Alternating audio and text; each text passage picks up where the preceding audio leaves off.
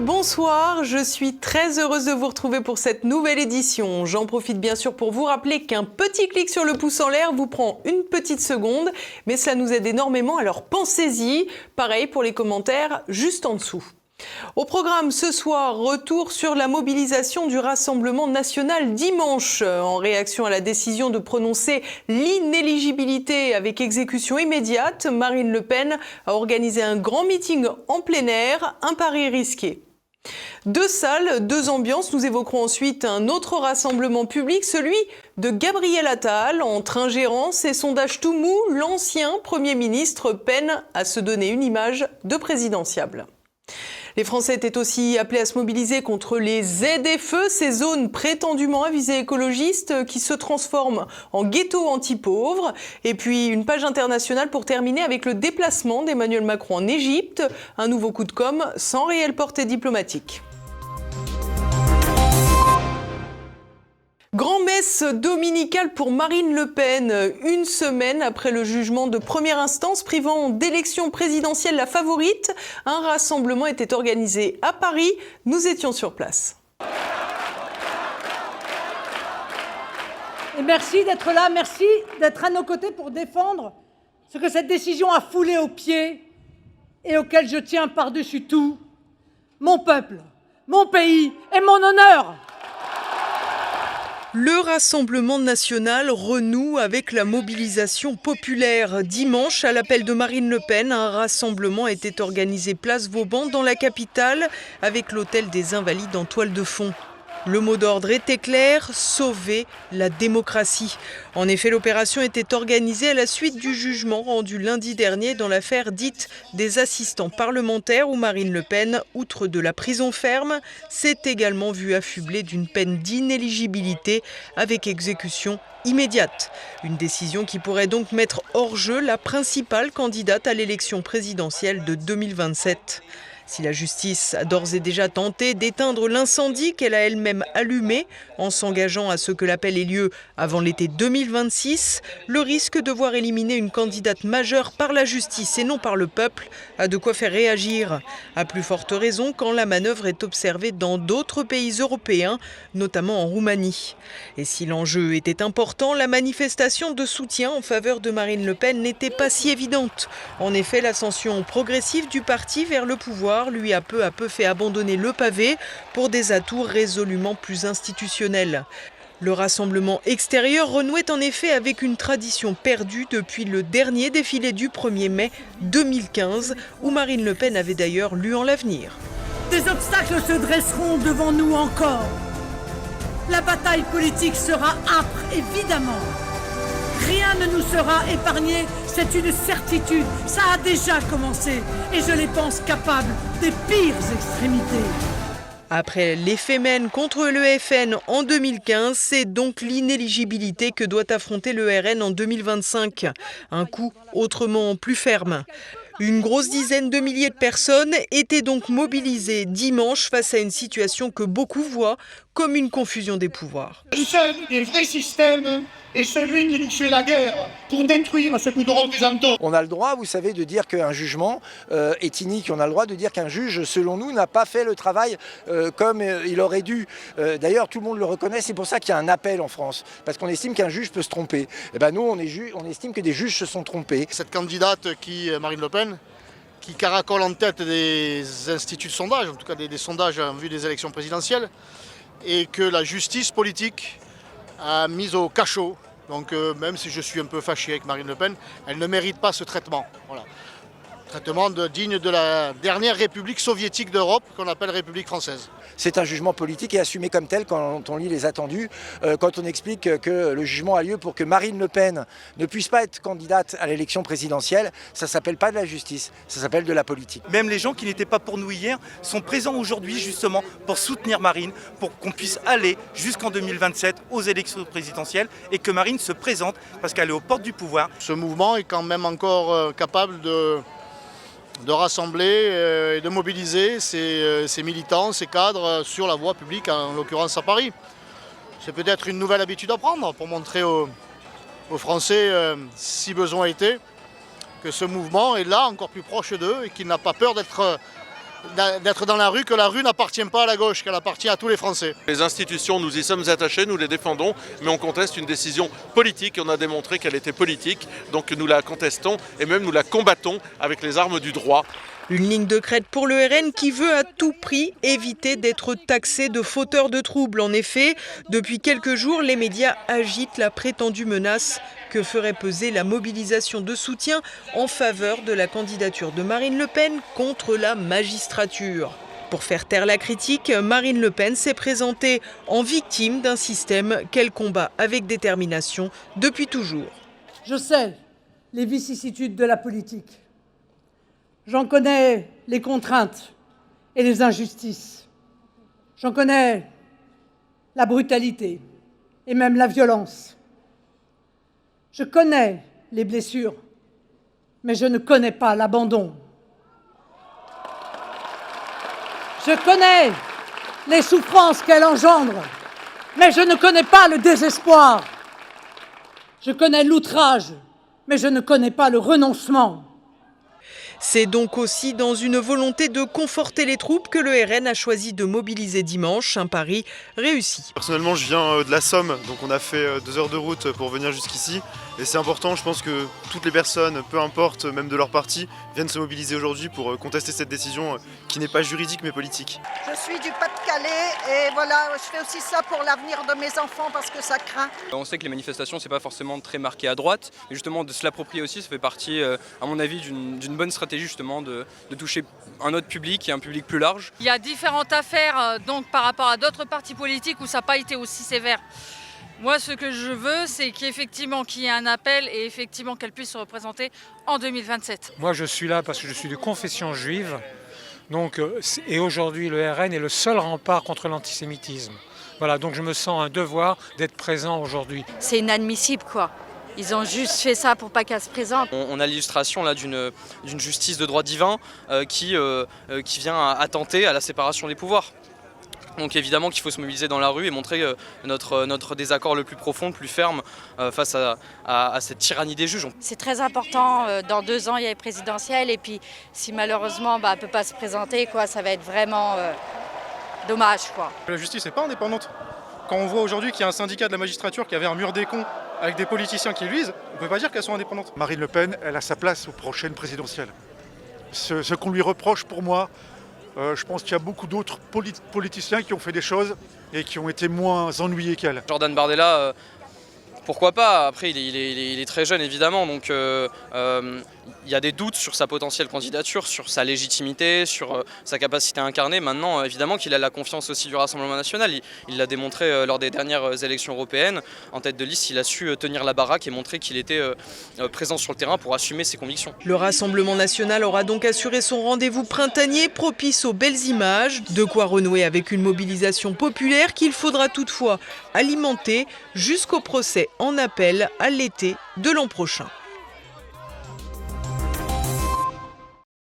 Ingérence, obsession du Rassemblement national et soupe tiède centriste, Gabriel Attal avait donné rendez-vous à ses partisans à la Cité du cinéma à Saint-Denis. Tout un programme résumé par Olivier Frère-Jacques. Ouais. Ça va Gabriel ?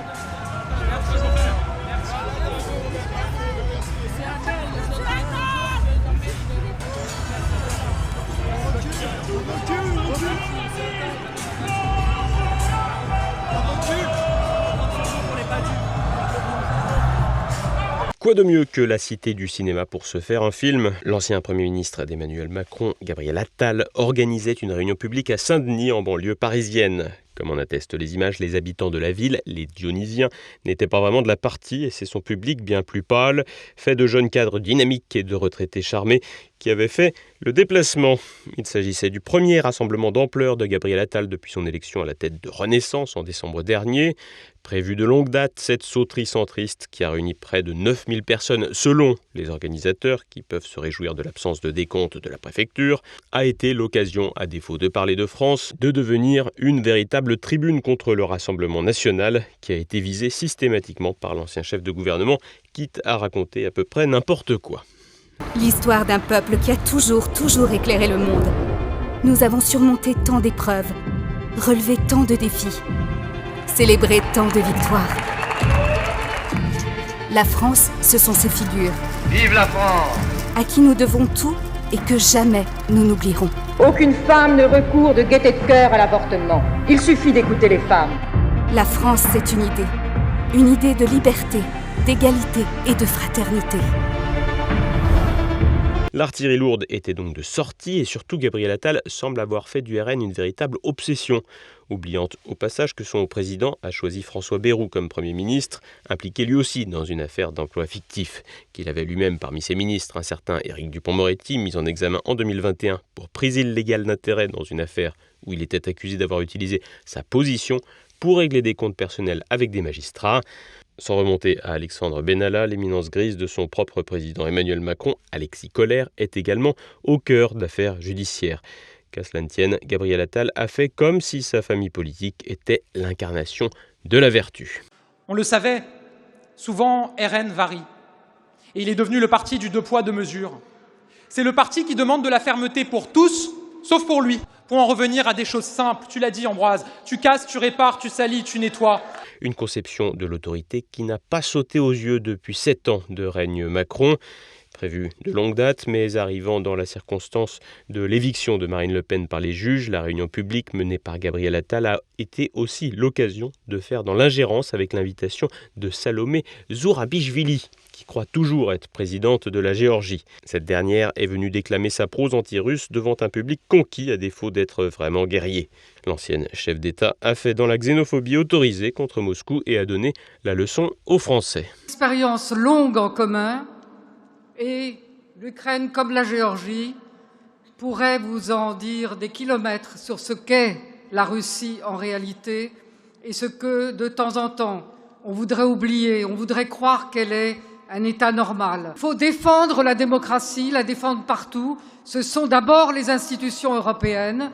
C'est évidemment le réarmement européen, mais c'est aussi un réarmement moral. C'est un réarmement politique. C'est la possibilité de décider tous ensemble. Un discours très orienté d'une personnalité politique étrangère qui n'a aucune légitimité en France. Il semble ici s'agir d'une ingérence autorisée pour Salomé Zourabichvili. Rappelons que cette dernière a été nommée à la bourse Kissinger 2025 par le McCain Institute, un groupe de réflexion américain néoconservateur dont les positions semblent être entrées en disgrâce avec la nouvelle administration états-unienne. Comme toujours avec Renaissance, l'image compte beaucoup et les acteurs présents ont tout fait pour donner un côté jeune au rassemblement, singeant les couleurs des Jeux Olympiques de Paris dans une mise en scène tout à fait ridicule.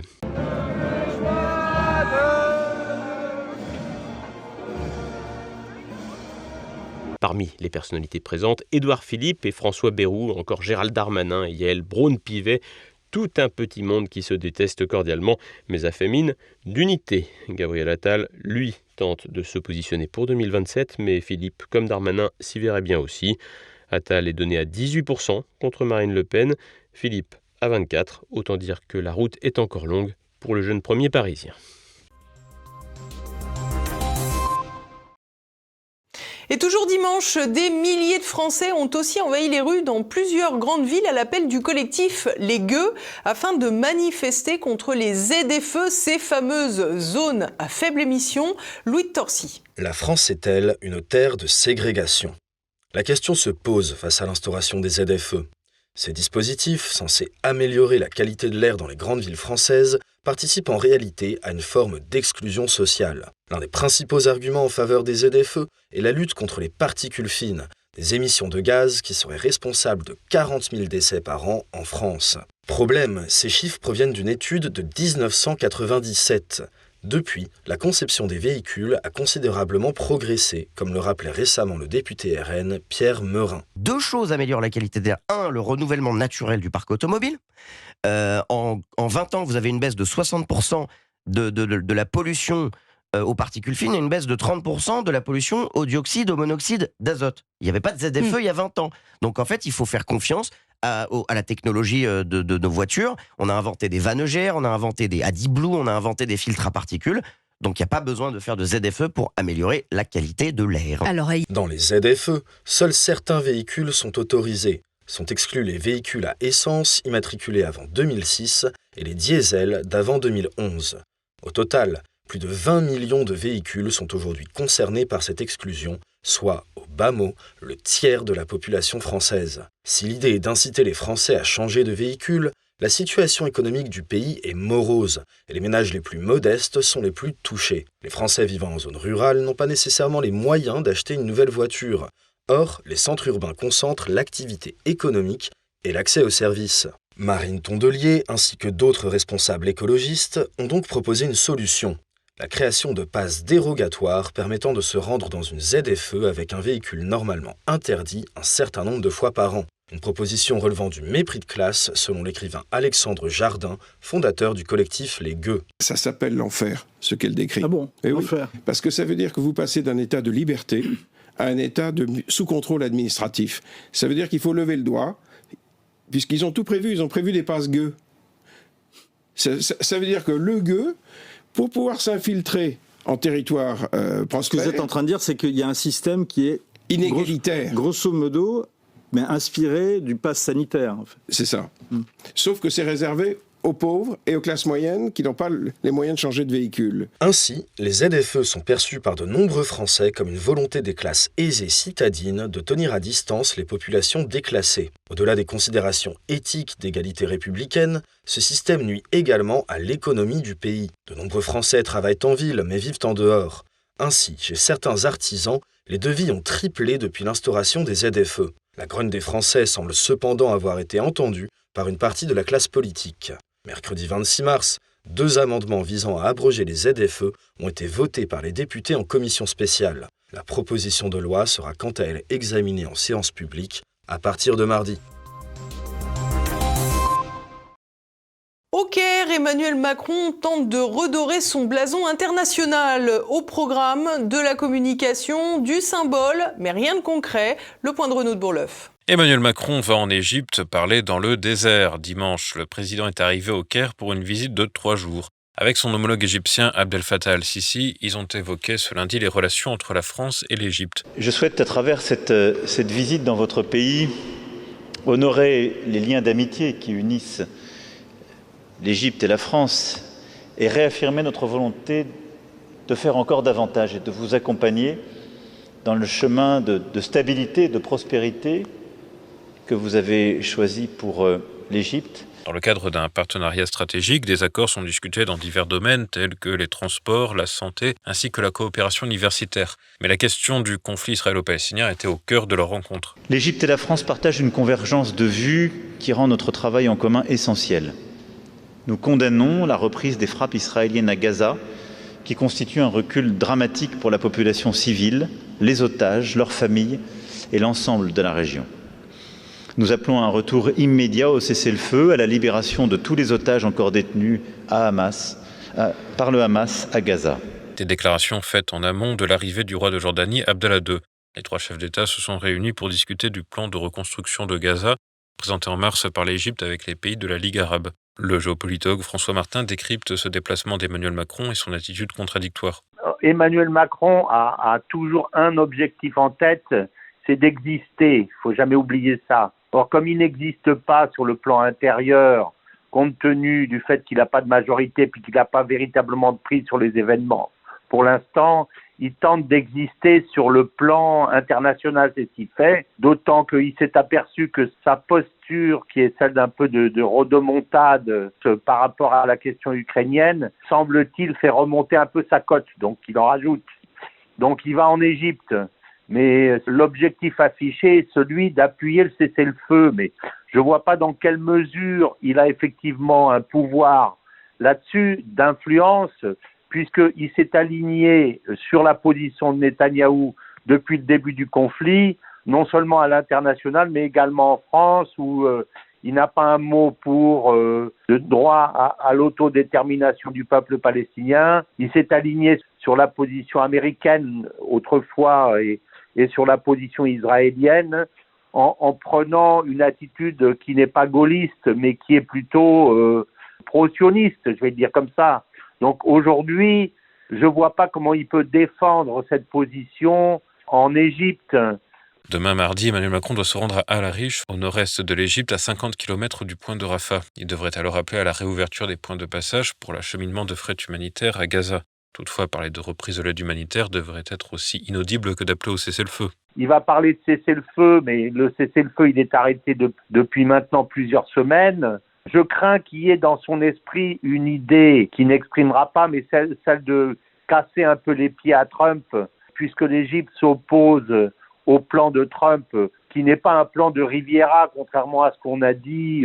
Trump a exprimé cette idée-là, mais c'est une idée qu'il a lancée en l'air au début, mais il n'a pas proposé effectivement un plan visant à vider la bande de Gaza, pas véritablement.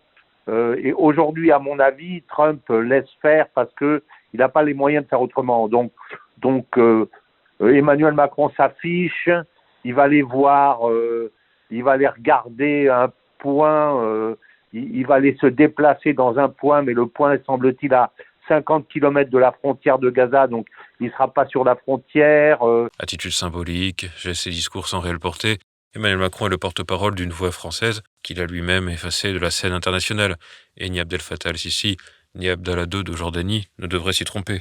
Je pense que ces dirigeants n'attendent pas plus de choses de lui que les dirigeants libanais à l'époque où il a fait son voyage, où il n'en est rien ressorti. Voilà. Ça va faire bien sur les télés pendant un jour ou deux, mais ça permet à Macron d'utiliser, de remplir son agenda pendant quelques jours et de montrer qu'il fait quelque chose. À défaut de montrer qu'il sert à quelque chose, il montre qu'il fait quelque chose. Voilà.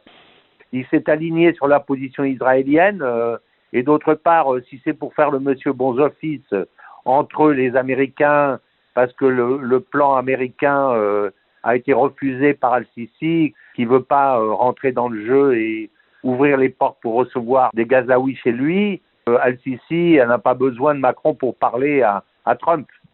Donc, franchement, je ne vois pas dans quelle mesure Macron peut avoir une aide décisive.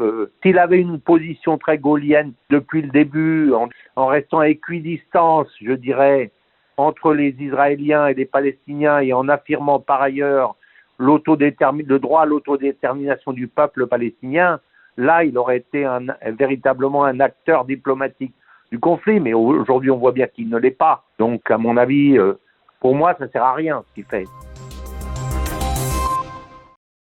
Et l'on poursuit avec un rapide tour de France en bref. Encore combien de Bataclan en préparation? Dimanche, 3 individus ont été mis en examen, 2 d'entre eux pour association de malfaiteurs terroristes criminels et le 3e pour non-dénonciation de crimes terroristes. Ils ont été arrêtés plus tôt dans la semaine aux alentours de Dunkerque dans le Nord. L'un d'eux détenait une ceinture artisanale susceptible d'accueillir des engins explosifs. Cet individu, âgé de 19 ans, est inconnu des services de renseignement. Il partageait régulièrement sur les réseaux sociaux des vidéos de Khamzat Asimov, auteur de l'attentat au couteau du quartier de l'Opéra à Paris en 2018, ainsi que des publications glorifiant l'attentat du Bataclan. La France baisse le pantalon face à l'Algérie. Le ministre des Affaires étrangères, Jean-Noël Barrot, a rencontré le président Abdelmajid Tebboune dimanche pour apaiser 8 mois de crise bilatérale. Déclenchée en juillet 2024 par le soutien de Paris à la souveraineté marocaine sur le Sahara occidental, cette tension a culminé avec les litiges comme l'arrestation de l'écrivain Boualem Sansal. Après un échange téléphonique entre Emmanuel Macron et Tebboune le 31 mars, la visite de Barrot marque un tournant. Les deux pays relancent leur coopération, notamment entre services de renseignement, et ambitionnent un partenariat que le ministre français veut d'égal à égal, mais que n'importe quel observateur des relations franco-algériennes depuis 60 ans peut considérer comme une soumission de Paris à Alger. La butte Montmartre pour la Grande Boucle, le Tour de France 2025 s'achèvera en beauté avec une 21e étape inédite le 27 juillet, passant par la butte Montmartre à Paris, comme lors des Jeux Olympiques de 2024. Les coureurs grimperont 2 à 3 fois la côte de la rue Le Pic dans le 18e arrondissement, avant de rejoindre les Champs-Élysées pour l'arrivée traditionnelle. Ce parcours, inspiré de l'épreuve olympique qui avait enflammé les foules, rompt avec la monotonie des tours habituels sur les Champs-Élysées. Malgré les réticences initiales du préfet de Paris, Laurent Nunez, face au défi logistique, le projet a finalement été validé grâce au soutien de la mairie de Paris et d'Emmanuel Macron. Le tour s'élancera de Lille le 5 juillet et la dernière étape démarrera de Mantes-la-Jolie. Et nous continuons à présent avec l'actualité internationale. Gueule de bois après l'effet Trump. Une cinquantaine de pays auraient déjà entamé des négociations avec l'administration américaine au sujet des droits de douane. Samedi, la plupart des pays du monde ont vu des droits de douane de 10% s'appliquer à leurs exportations vers l'Amérique. D'autres augmentations doivent suivre mercredi. Les produits européens seront ainsi taxés à hauteur de 20%. Selon Kevin Hassett, principal conseiller économique de la Maison-Blanche, les pays qui tentent de négocier le font car ils savent qu'ils subiront une bonne partie de ces droits de douane. Si la plupart des économistes s'attendent à une hausse de l'inflation ou à une baisse de la consommation aux États-Unis, l'administration Trump semble confiante dans sa politique néo-colbertiste. Seule voix discordante, Elon Musk. Le milliardaire a déclaré samedi qu'il était en faveur d'une zone de libre-échange entre l'Amérique du Nord et l'Europe. Statu quo pour la paix en Ukraine. Dimanche, la Russie a déclaré que ses soldats avaient pris possession d'un village frontalier dans l'oblast de Soumy. Une avancée qui correspondrait à la poursuite des troupes après la réduction du saillant ukrainien de Koursk. Pas étonnant dans ce cadre que le gain territorial ait été infirmé par Kiev qui tente toujours de maintenir une présence sur le territoire russe, avec à la clé la volonté de conserver une image de négociation. Du côté russe, il est clair que l'agenda est différent et que le cessez-le-feu ne presse pas. De quoi inciter Emmanuel Macron à se pousser du col avec sa coalition des volontaires. Il a appelé, je cite, à des actions fortes si Moscou continue à refuser la paix. L'idéologie trans rencontre un os. Fin mars aux États-Unis, à l'université du Maryland, l'escrimeuse Sophie Turner a refusé d'affronter une femme transgenre, autrement dit un homme déclarant être une femme.